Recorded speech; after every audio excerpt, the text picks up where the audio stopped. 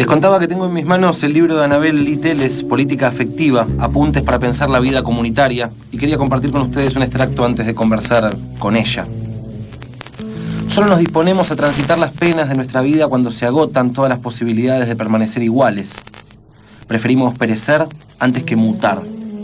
Llegamos a sostener las peores condiciones de existencia al no percibir la posibilidad de modificarlas. Nos apegamos a las formas habituales. Nos asusta la disolución de las ilusiones, la caída de los ídolos que trae consigo la posibilidad de emprender nuevos rumbos. Pero la vida insiste, trae consigo lo insospechado, nos arranca de nuestro estupor cotidiano, comenzamos a darnos cuenta de que algo ocurre a nuestro alrededor. No podemos reaccionar del modo en que solíamos hacerlo, nos sentimos atontados, confundidos. Al mismo tiempo comenzamos a sentirnos seres capaces de una vida alegre en relación con los demás. Escuchamos nuestras inquietudes, nuestras incomodidades, nos percatamos de que éstas no se solucionan siguiendo las pautas establecidas, de que nuestros pensamientos y sensaciones no se adecúan con comodidad a lo que se dice que es lo correcto. Percibimos que no somos los únicos, que hay otros que experimentan sensaciones parecidas. Lentamente vislumbramos resonancias que permiten actualizar relaciones, vínculos. Nos sentimos acompañados. La relación con nosotros mismos se activa y acrecienta la relación con los demás. Comenzamos a percibir la amorosidad propia de la alegría. Estos caminos transitaremos en la conversación en instantes con Anabel Lee Telles y su libro Política Afectiva. Nos separan 20 minutos de las 10 de la mañana y aquí está con nosotros Anabel Lee Telles. Bienvenida, Ana María Coche, ¿cómo estás? Muy bien, gracias por haberme invitado. Gracias a vos por este material, Política Afectiva, apuntes para pensar la vida comunitaria. Y lo primero que me surgía es si pensarlo como un libro de análisis político, como un libro de filosofía, como un libro de autoayuda. ¿Cómo lo pensamos? Pregunta complicada en algún sentido. Yo digo que Política es un libro escrito en el campo de la filosofía. Concebiría la filosofía como un ejercicio de pensamiento crítico y creativo. Esto es lo que yo pienso respecto de mi trabajo. Yo trabajo en el campo de la filosofía y trabajo en el campo de la elaboración conceptual. Ahora, ¿por qué política afectiva puede sonar a autoayuda? Bueno, quizás sea porque se nos han mezclado mucho las cosas, ¿no? Antes de, o durante, porque me llevó tiempo la escritura, durante la escritura de Política leí un libro de Hadot, de Pierre Hadot, que es un filósofo francés que habla sobre la filosofía antigua y muestra en ese libro cómo la filosofía a la filosofía le concierne la transformación de sí, el trabajo de sí consigo que implica una transformación de sí en relación a los demás y al mundo. Es una persona que trabajó con Foucault, ¿no? O Foucault trabajó con él, mejor dicho. La idea es romper un poco lo aristotélico de la filosofía como algo cerrado que se nos aplica a todas las vidas, seamos quien seamos, ¿no? Exacto. Es otra pista, otro linaje de la filosofía y que nos cuesta mucho retomarla por las mezclas que se están produciendo en nuestra contemporaneidad, que se vienen produciendo en nuestra contemporaneidad, que bueno, se dan. Lo que creo que es importante ir trazando una andadura que distinga un proceder filosófico que no implique necesariamente el aula, ¿no? Totalmente. Anabel, también como parte de tu estudio y que termina dando por resultado este libro, hay una decisión de dejar un poco a Heidegger y a Nietzsche y empezar a leer más a Foucault y a Deleuze. ¿Qué significa esto, digamos, para aquellos que por ahí no leen filosofía o no conocen a estos autores o tienen ideas vagas o generales sobre estos autores? ¿Qué termina significando en el modo de entender la filosofía?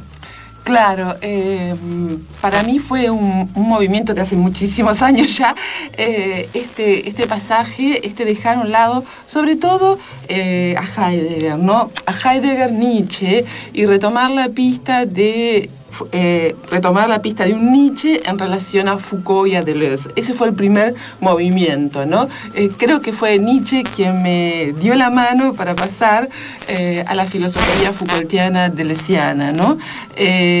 Para mí fue, en un primer momento lo entendí como un bajar a tierra. En un segundo momento lo entendí como la necesidad de crear en relación a filosofía, en relación a otros. Hoy en día creo que es más que eso, creo que es trabajar en esa andadura que implica pensar la filosofía en otros términos. Hay un modo de escritura fragmentario que vos misma lo decís en el prólogo del libro. Se puede leer como por cualquier parte. Uno podría abrir el libro, leer de a párrafos, leer de extractos. Y me preguntaba si ese modo de escritura no irá de la mano también de la propuesta política que haces, que tal vez nuestro modo de construir política, este nuevo modo que incorpora un poco más el afecto, el amor, la vida personal, la pasión puesta en función de la política. ¿No será que nosotros también somos fragmentarios y discontinuos en el modo de ejercer la política hoy? ¿Que no somos tan lineales, que las cosas son primero A para después ser B, para después ser C? Totalmente. Yo creo que justamente Política Afectiva es su libro, la escritura de política afectiva se volvió fragmentaria porque en algún sentido este texto marca una experiencia, digamos, se va gestando en relación a una experiencia que digamos, es como haber experimentado, el darme cuenta de esto que tú decís. La política tiene que ver con las pasiones, tiene que ver con la potencia, con el deseo y además las experiencias políticas en las cuales estuve involucrada, en las cuales participé, me mostraron que era imposible sostener una linealidad en lo político, ¿no? ¿Qué experiencias territoriales te sirvieron de influencia para pensar estas líneas filosófico-políticas de la política afectiva? En alguna medida yo venía pensando antes de las experiencias territoriales en la importancia de una política que tomara a cargo, digamos, el pensamiento de los colectivos de producción, de la autogestión. Venía en esa pista, ¿no? Pero cuando ocurrió los aconteceres del 2001, al tiempo me conecté con la gente del MTD La Matanza, del barrio que está de la cooperativa del barrio de La Juanita, y bueno, y ahí comenzamos un taller de filosofía que se realizó durante 1 año y medio más o menos. Bueno, yo digo siempre que fui a abrir la filosofía, digamos, a compartir la filosofía con los compañeros y ellos compartieron la política conmigo, ¿no? Fue, en términos de Lesiano, un devenir de doble captura. La verdad es que aprendí un modo de hacer política, ¿no? También con un riesgo grande que tantas veces hemos discutido acá en el marco del programa y de la radio, ¿no?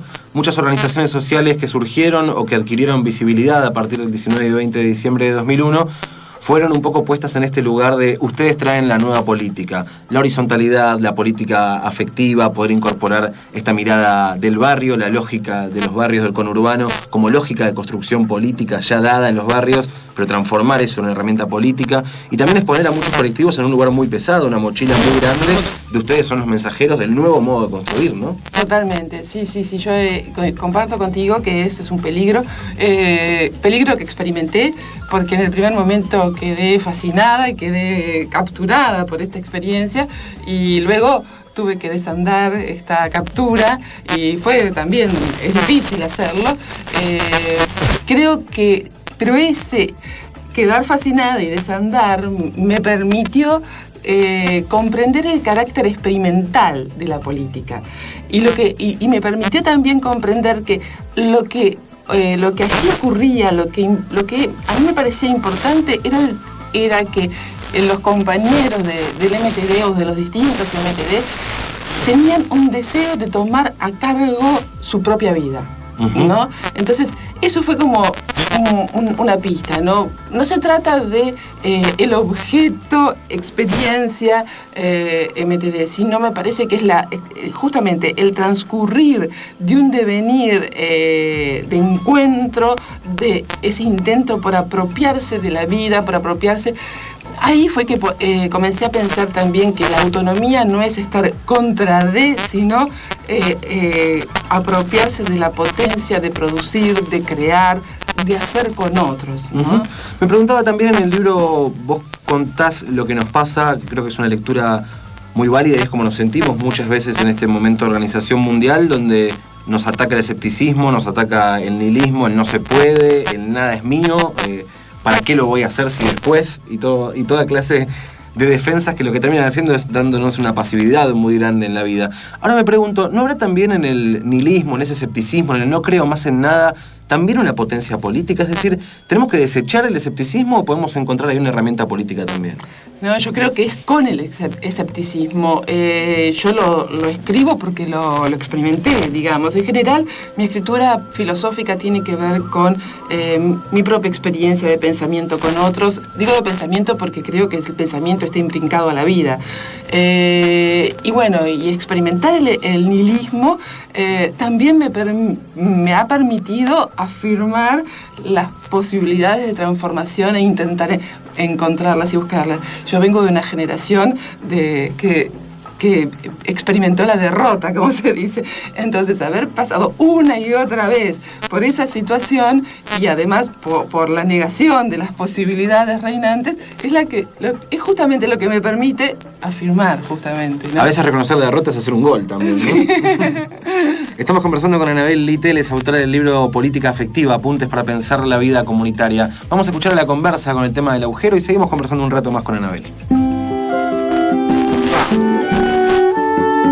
Escuchamos a la conversa haciendo el agujero y seguimos aquí conversando del libro Política Afectiva, Apuntes para pensar la vida comunitaria, con su autora, Anabel Liteles, que ha tomado una gran decisión de vida, que fue volver a vivir a Montevideo, donde nació, y abandonar Buenos Aires. Sí.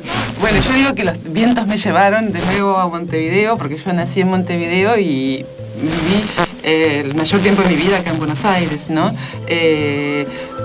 Política es un libro realizado a partir de las experiencias vividas aquí en la Argentina, en Buenos Aires y también en otras provincias, porque como viste, este texto está publicado por Fundación Editorial Lendija de Paraná, que ellos también están trabajando en un proyecto autónomo y autogestivo, y me parece importante poner esto en relación, ¿no?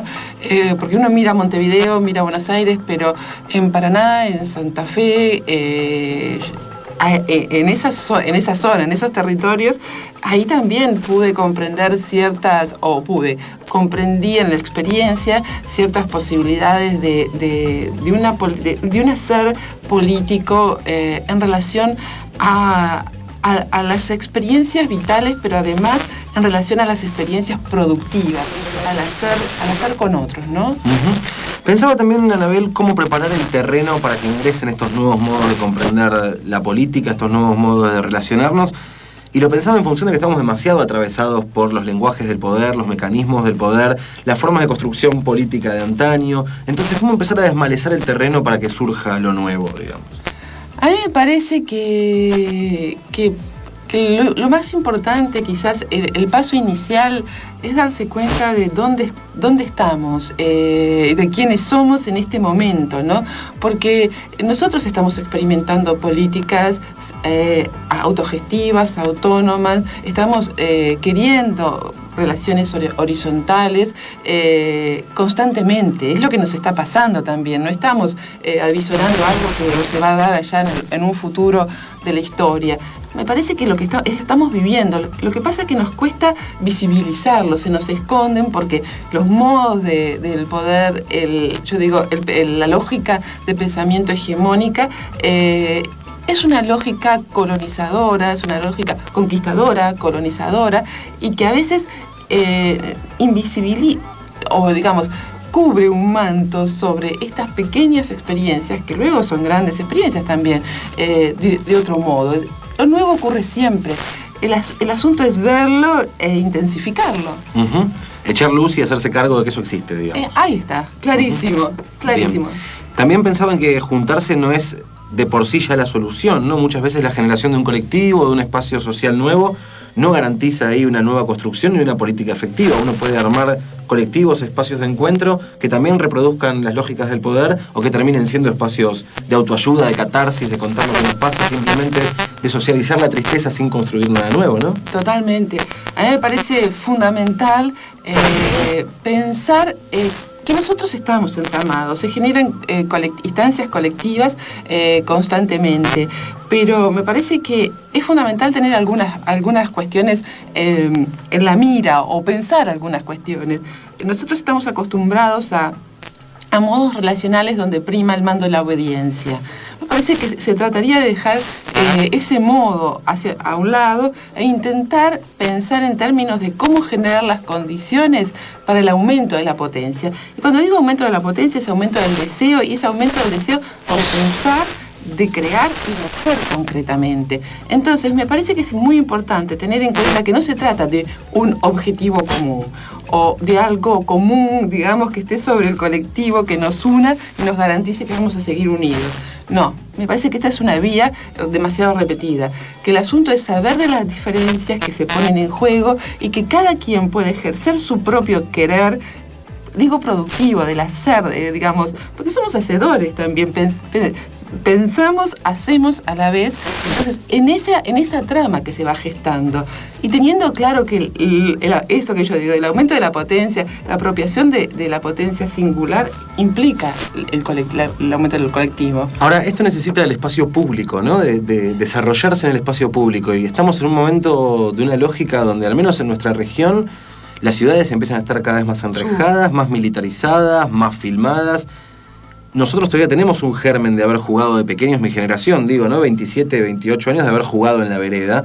Pero ¿qué pasará también con las nuevas generaciones que nacen ya con la concepción de espacio público que tenemos hoy? Un espacio público restringido, sí, con un ataque semiótico impresionante, lleno de símbolos y muy complicado de transitar de la manera que uno quiere, y más bien poniendo el cuerpo en función de lo que está decidiendo el Estado y el mercado. Sí. Y además yo que vengo una vez por mes a Buenos Aires a trabajar, lo estoy viendo muy fuertemente, ¿no? En Montevideo todavía se preservan un tanto, pero me parece que ahí hay un tema, el tema del espacio público. No es condición de lo colectivo, me parece que tenemos que poner la cuestión en otro lado. La condición de lo colectivo está en nosotros y en nuestra acción política, digamos, y en nuestra acción política, quiero decir, en nuestro deseo, disposición y afirmación política. Los espacios se crean. Fue lo que nos pasó en el 2001. De repente no había espacios, los espacios se crearon, pero en todos los rincones de la ciudad. Entonces, me parece que hay que tener presente esto. Sí, que no está bueno lo que está pasando, pero no dejarnos subsumir, no dejarnos cooptar en ese sentido. Anabel, un placer enorme tu visita hoy, poder tener este libro, Política Afectiva, Apuntes para Pensar la Vida Comunitaria, un libro editado por la Fundación La Endija, colección Proyectos de Investigación. La verdad que es un material de esos que nos ayuda muchísimo a pensar nuestras mismas prácticas y a seguir buscando soluciones al escepticismo que termina inquietud muchas veces también. Exacto. ¿No? Bueno, te agradezco mucho a ti, Diego, por estar aquí. Anabel Litteles con nosotros conversando esta mañana. La Tribu 88.7, 20 años.